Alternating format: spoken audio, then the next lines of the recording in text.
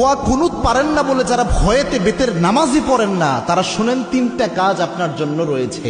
এই তিনটা কাজ করলে বেতের নামাজের পরিপূর্ণ সওয়াব আপনি পেয়ে যাবেন। সুবহানাল্লাহি বিহামদি। ইসলাম যে কত সহজভাবে আপনাকে সমাধান দিয়েছে কল্পনা করতে পারবেন না। এই যে বেতের নামাজে যে দোয়া কুনুতটা আমরা পড়ি, এটা কিন্তু অনেকের মুখস্থ হয় না, যার কারণে অনেক বড় দেখে অনেকে বেতের নামাজই পড়ে না যে আমি দোয়া কুনুত পারি না, আমি কি বা পড়বো। অথবা অনেকে এমন রয়েছে বেতের নামাজে দাঁড়িয়ে দোয়া কুনুতের সময় চুপ করে থাকে, একটা শব্দ করে না, এরকম আছে অনেকে। তো এরকম কোনোটাই মাধ্যমেই আপনার কিন্তু দোয়া কুনুতের যে হক এটা আদায় হচ্ছে না। এবং বেতের নামাজ এটা কিন্তু ওয়াজিব একটি নামাজ, এই নামাজকে আপনি ইচ্ছা করে ছেড়ে দিতে পারবেন না, এবং ওয়াজিব সবসময় চাইলে আপনি তরক করতে পারবেন না। এই জন্য বেতের নামাজ গুরুত্বপূর্ণ।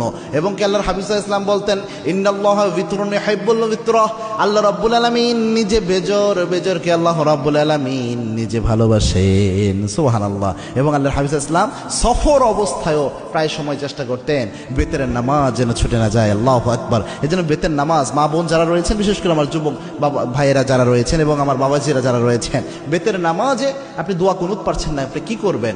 প্রথম যদি আপনি দোয়া কুনুত না পারেন তাহলে আপনি যে দোয়াটা পড়বেন, রব্বানা আতিনা ফিদ দুনিয়া হাসানাহ ওয়া ফিল আখিরাতি হাসানাহ ওয়া কিনা আযাবান নার। এই যে আয়াতের একটা অংশ, একটা দোয়া আল্লাহ রাব্বুল আলামিন দিয়েছেন, এই দোয়াটা আপনি প্রথম পড়ার চেষ্টা করবেন। বেতের যে সময়টা এই দোয়া পড়বেন, রব্বানা আতিনা ফিদ দুনিয়া হাসানাহ ওয়া ফিল আখিরাতি হাসানাহ ওয়া কিনা আযাবান নার। এটা পারলেন না ধরেন আপনি, তখন আপনি কি পড়বেন? আল্লাহুম্মা গফিরলি, আল্লাহুম্মা গফিরলি, আল্লাহুম্মা গফিরলি। এটা বারবার আপনি পড়তে থাকবেন, তাহলেও দেখবেন ইনশাআল্লাহ বেতরের হক আদায় হবে। 3 নাম্বার হচ্ছে আপনি পড়বেন আস্তাগফিরুল্লাহ, আস্তাগফিরুল্লাহ, আস্তাগফিরুল্লাহ। এই তিনটার যে কোনো একটা যদি আপনি পড়েন, আশা করা যায় ইনশাআল্লাহ বেতরের হক সাময়িকভাবে আদায় হবে। তবে এটা এই সময় পর্যন্ত, যতদিন পর্যন্ত আপনার মুখস্থ না হয়।